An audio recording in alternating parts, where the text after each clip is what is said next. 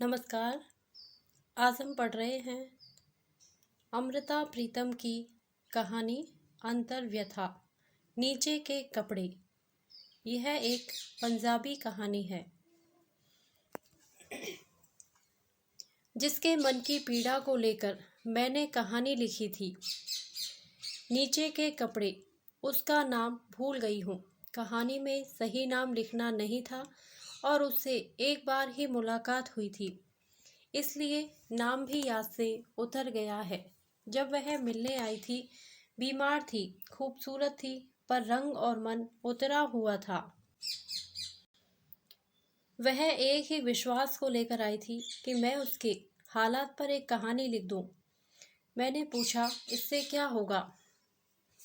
कहने लगी, जहां वह चिट्ठियां पड़ी हैं जो मैं अपने हाथ से नहीं फाड़ सकती, उन्हीं चिट्ठियों में वह कहानी रख दूंगी। मुझे लगता है मैं बहुत दिन जिंदा नहीं रहूंगी और बाद में जब उन चिट्ठियों से कोई कुछ जान पाएगा तो मुझे वह नहीं समझेगा जो मैं हूँ। आप कहानी लिखेंगी तो वहीं रख दूंगी। हो सकता है उसकी मदद से कोई मुझे समझ ले, मेरी पीड़ा को संभाल ले। मुझे और किसी का कुछ फिक्र नहीं है, पर मेरा एक बेटा है। अभी वह बहुत छोटा है। वह बड़ा होगा तो मैं सोचती हूँ कि बस वह मुझे गलत ना समझे। उसकी जिंदगी के हालात सचमुच बहुत उलझे हुए थे और मेरी पकड़ में नहीं आ रहा था कि मैं उन्हें कैसे समेट पाऊंगी। लिखने का वादा तो नहीं किया, पर कहा कि कोशिश करूंगी। मैं बहुत दिन वह कहानी नहीं लिख पाई। सिर्फ एक एहसास सा बना रहा कि उसका बच्चा मेरे ज़हन में बड़ा हो रहा है। इतना बड़ा कि अब बहुत सी चीज़ें उसके हाथ लगती हैं तो वह हैरान उन्हें देखे जा रहा है। कहानी प्रकाशित हुई और बहुत दिन गुजर गए। मैं जान नहीं पाई कि उसके हाथों तक पहुंची या नहीं। सब वक्त के सहारे छोड़ दिया। उसका कोई अता पता मेरे पास नहीं था। एक अरसा गुजर गया था जब एक दिन फ़ोन आया। दिल्ली से नहीं था, कहीं बाहर से था। आवाज़ थी, आपका बहुत शुक्रिया। मैंने कहानी वहीं रख दी है जहां चाहती थी। इतने भर लफ्जों में कुछ पकड़ में नहीं आया था, इसलिए पूछा, आप कौन बोल रही हैं? कौन सी कहानी? जवाब में बस इतनी आवाज़ थी, बहुत दूर से बोल रही हूँ, वही जिसकी कहानी आपने लिखी है, नीचे के कपड़े। और फ़ोन कट गया। नीचे के कपड़े? अचानक मेरे सामने कई लोग आकर खड़े हो गए जिन्होंने कमर से नीचे कोई कपड़ा नहीं पहना हुआ है। पता नहीं मैंने कहाँ पढ़ा था कि खानाबदोश औरतें अपने कमर से अपनी घघरी कभी नहीं उतारती हैं। मैली घघरी बदलनी हो तो सिर की ओर से नई घघरी पहनकर अंदर से मैली घघरी उतार देती है। और जब किसी खानाबदोश औरत की मृत्यु हो जाती है तो उसके शरीर को स्नान कराते समय भी उसकी नीचे की घघरी सलामत रखी जाती है। कहते हैं उन्होंने अपनी कमर पर पड़ी नेफे की लकीर में अपनी मोहब्बत का राज खुदा की मखलूक से छिपा कर रखा होता है। वहाँ वे अपनी पसंद के मर्द का नाम गुदवा कर रखती हैं जिसे खुदा की आंख के सिवा कोई नहीं देख सकता। और शायद यही रिवाज मर्दों के तहमदों के बारे में भी होता होगा। लेकिन ऐसे नाम गोदने वाला ज़रूर एक बार औरतों और मर्दों की कमर की लकीर देखता होगा। उसे शायद एक पल के लिए खुदा की आंख नसीब हो जाती हैं, क्योंकि वह खुदा की मखलूक की गिनती में नहीं जाता। लेकिन मेरी आंख को खुदा की आंख वाला शाप क्यों मिल गया? मैं अपने सामने ऐसी औरतें और मर्द क्यों देख रहा हूँ जिन्होंने कमर से नीचे कोई कपड़ा नहीं पहन रखा है, जिन्हें देखना सारी मखलूक के लिए गुनाह है। कल से माँ अस्पताल में है। उसके प्राण उसकी सांसों के साथ डूब और उतरा रहे हैं। ऐसा पहले भी कई बार हुआ है और 2 बार पहले भी उसे अस्पताल ले जाया गया था, पर इस बार शायद उसके मन को जीने का विश्वास नहीं बंध रहा है। अचानक उसने उंगली में से हीरे वाली अंगूठी उतारी और मुझे देकर कहा कि मैं घर जाकर उसकी लोहे वाली अलमारी के खाने में रख दूं। अस्पताल में अभी दादी भी आई थी, पापा भी, मेरा बड़ा भाई भी, लेकिन माँ ने न जाने क्यों यह काम उन्हें नहीं सौंपा। हम सब लौटने लगे थे जब माँ के इशारे से मुझे ठहरने के लिए कहा। सब चले गए तो उसने तकिए के नीचे से एक मसा हुआ रुमाल निकाला जिसके कोने से दो चाबियां बंधी हुई थी। रुमाल की कसी हुई गांठ खोलने की उसमें शक्ति नहीं थी, इसलिए मैंने वह गांठ खोली।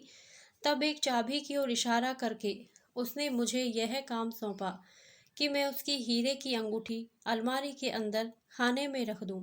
यह भी बताया कि अंदर वाले की चाबी मुझे उसी अलमारी के एक डिब्बे में पड़ी हुई मिल जाएगी।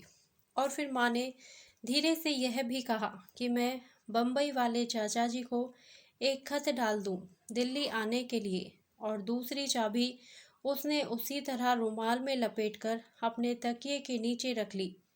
और जिस तरह तकदीरें बदल जाती हैं उसी तरह चाबियां भी बदल गई।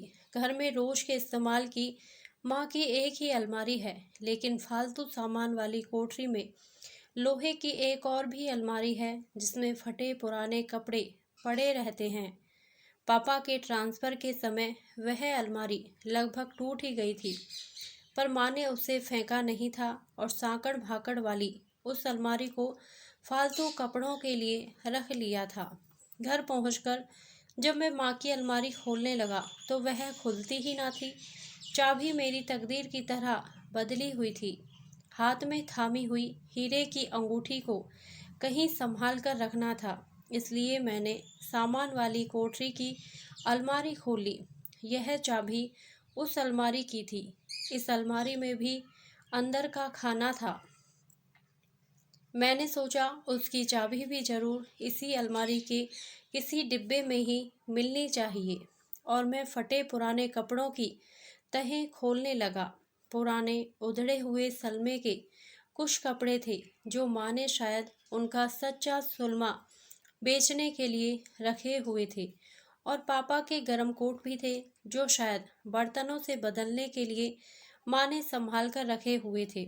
मैंने एक बार गली में बर्तन बेचने वाली औरतों से माँ को एक पुराने कोट के बदले बर्तन खरीदते हुए देखा था, पर मैं हैरान हुआ। माँ ने वे सब टूटे हुए खिलौने भी रखे थे जिनसे मैं छुटपन में खेला करता था। देखकर एक दहशत सी आई। चाबी से चलने वाली रेलगाड़ी इस तरह उल्टी हुई थी जैसे पटरी से गिर गई हो, और उस भयानक दुर्घटना से उसके सभी मुसाफिर घायल हो गए हों। प्लास्टिक की गुड़िया जो एक आंख से कानी हो गई थी, रबड़ का हाथी जिसकी सूंड बीच में से टूट गई थी, मिट्टी का घोड़ा जिसकी अगली दोनों टांगें जैसे कट गई हों, और कुछ खिलौनों की सिर्फ टांगें और बाहें बिखरी पड़ी थी जैसे उनके धड़ और सिर उड़कर कहीं दूर जा पड़े हों, और अब उन्हें पहचाना भी नहीं जा सकता था। मेरे शरीर में एक कंपन सी दौड़ गई। देखा कि इन घायल खिलौनों के पास ही मिट्टी की बनी शिवजी की मूर्ति थी जो दोनों बाहों से लुंजी हो गई थी, और ख्याल आया जैसे देवता भी अपाहिज होकर बैठा हुआ है। जहाँ तक याद आया, लगा कि मेरा बचपन बहुत खुशी में बीता था। बड़े भाई के जन्म के 7 बरस बाद मेरा जन्म हुआ था, इसलिए मेरे बहुत लाड़ हुए थे। तब तक वैसे भी पापा की तरक्की हो चुकी थी, इसलिए मेरे वास्ते बहुत सारे कपड़े और बहुत सारे खिलौने खरीदे जाते थे। लेकिन पूरी यादों के लिए इन टूटे हुए खिलौनों की माँ को क्या ज़रूरत थी, समझ में नहीं आया। सिर्फ खिलौने ही नहीं, मेरे फटे हुए कपड़े भी तहों में लगे हुए थे। टूटे हुए बटनों वाले छोटे छोटे कुर्ते, टूटी हुई तनियों वाले झवले और फटी हुई जुराबें भी। और फिर मुझे एक रुमाल में बंधी हुई वह चाबी मिल गई जिसे मैं ढूंढ रहा था। अलमारी का अंदर वाला खाना खोला ताकि हीरे की अंगूठी उसमें रख दूं। यही वह घड़ी थी जब मैंने देखा कि उस खाने में सिर्फ नीचे पहनने वाले कपड़े पड़े हुए थे, और अचानक मेरे सामने वे लोग आकर खड़े हो गए जिनके सिर भी ढके हुए हैं, बाहें भी, ऊपर के शरीर भी, लेकिन कमर से नीचे कोई कपड़ा नहीं है। प्रलय का समय शायद ऐसा ही होता होगा, मालूम नहीं। मेरे सामने मेरी माँ खड़ी हुई है, पापा भी, बम्बई वाले चाचा भी, और कोई एक मिसेज चोपड़ा भी, और कोई मिस नंदा भी, जिन्हें मैं जानता नहीं। और खोए हुए से होश से मैंने देखा कि उनके बीच में कहीं भी मैं भी गुच्छा सा बनकर बैठा हुआ हूँ। न जाने यह कौन सा युग है, शायद कोई बहुत पुरानी सदी, जब लोग पेड़ों के पत्तों में अपने को लपेटा करते थे, और फिर पेड़ों के पत्ते कागज जैसे कब हो गए नहीं जानता। अलमारी के खाने में सिर्फ कागज पड़े हुए हैं, बहुत से कागज जिन पर हर एक के तन की व्यथा लिखी हुई है, तन के ताप जैसी, तन के पसीने जैसी, तन की गंध जैसी। ये सब खत हैं बम्बई वाले चाचा जी के, और सब मेरी माँ के नाम।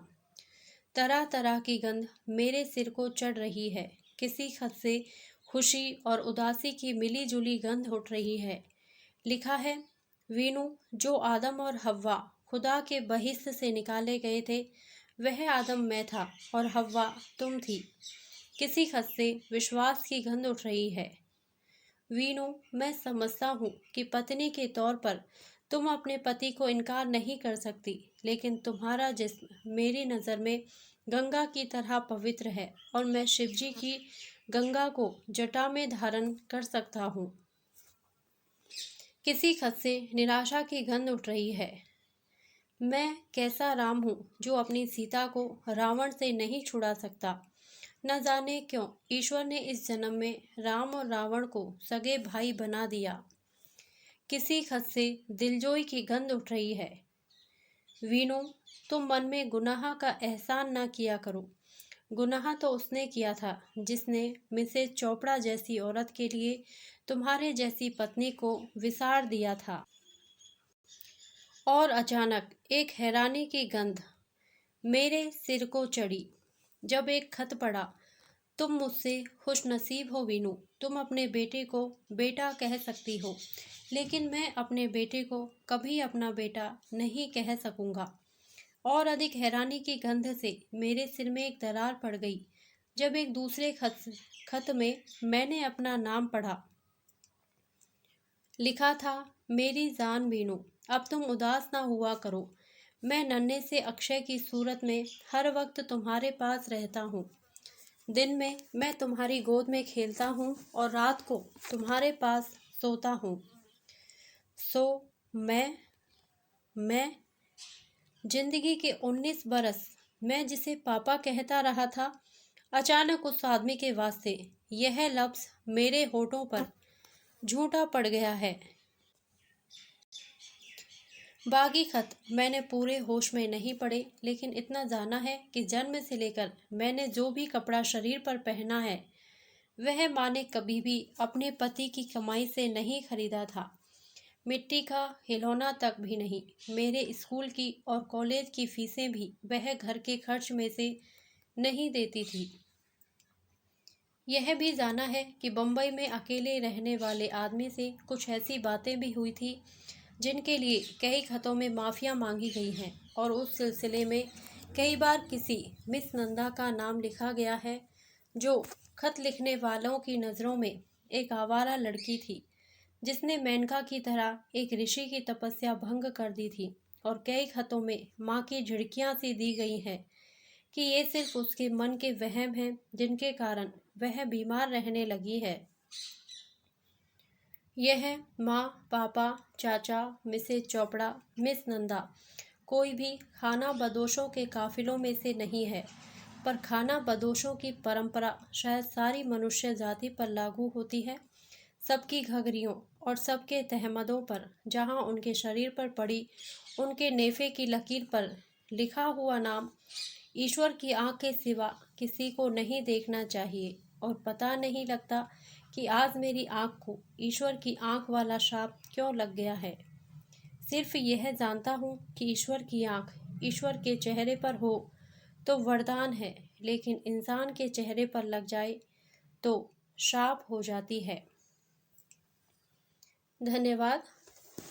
यदि आपको यह कहानी अच्छी लगी हो तो प्लीज़ मेरे वीडियो को लाइक करें, शेयर करें और मेरे चैनल को सब्सक्राइब करें। Thank you.